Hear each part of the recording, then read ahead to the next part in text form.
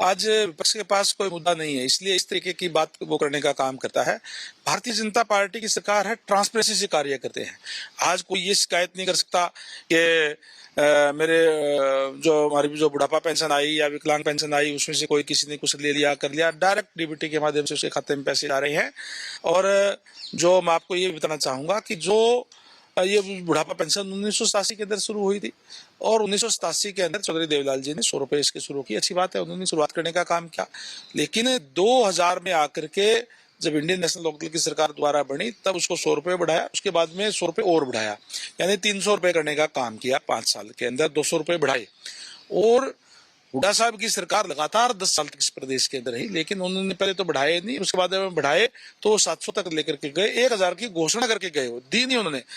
यानी कि भारतीय जनता पार्टी की जब सरकार आई तब उन्होंने 1000 रुपए देने की शुरुआत की और उस 1000 से आज 3200 रुपए लेकर के गए हैं।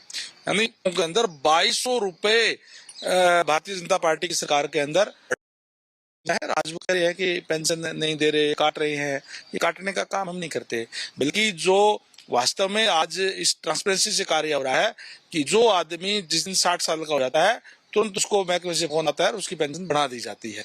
ये बड़ा ही ट्रांसपेरेंसी से कार्य जो है भारतीय जनता पार्टी के समय में हुआ है। इसके साथ एक आरोप और भी लगाया जा रहा है कि पहले तो इसको लेकर कोई टर्म एंड कंडीशन नहीं थी और बुढ़ापा पेंशन इस तरह पे दिया गया था कि जब लोग अपने बुढ़ापे के समय में जाएंगे तो उनके लिए काफी ज्यादा जो है एक सहायक राशि ये रहेगी। लेकिन अब इनकम के साथ उसको जोड़ा जा रहा है, गाड़ियों के साथ जोड़ा जा रहा है, इसको लेकर भी लगातार विपक्ष द्वारा सवाल उठाया जा रहा है। ये बिल्कुल गलत कह रहे हैं, कोई इनकम के साथ नहीं जोड़ा जा रहा।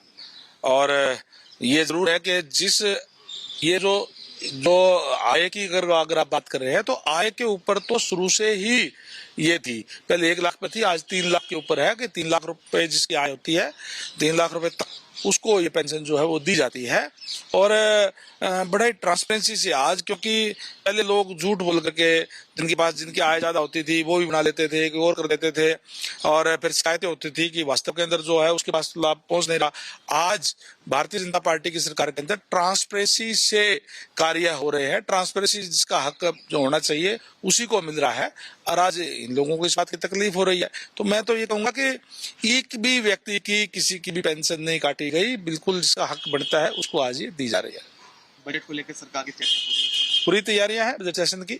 माननीय सीएम साहब बजट पेश करेंगे। निश्चित रूप से जो जिस तरीके से भारतीय जनता पार्टी की सरकार है और जो संकल्प पत्र के माध्यम से जो हमने वायदे किए थे लगातार आदरणीय नायब सैनी जी के नेतृत्व के अंदर पूरे किए जा रहे हैं। इस बजट के अंदर भी आपको देखने को मिलेगा कि लोगों को और हरियाणा के विकास की गति और ज्यादा बढ़ेगी। हमसे जुड़े रहने के लिए हमारे YouTube चैनल को सब्सक्राइब करें और नई वीडियो की नोटिफिकेशन के लिए बेल आइकॉन को दबाएं। अगर आप ये वीडियो Facebook पर देख रहे हैं तो लाइक जरूर करें और ज्यादा से ज्यादा शेयर करें। धन्यवाद।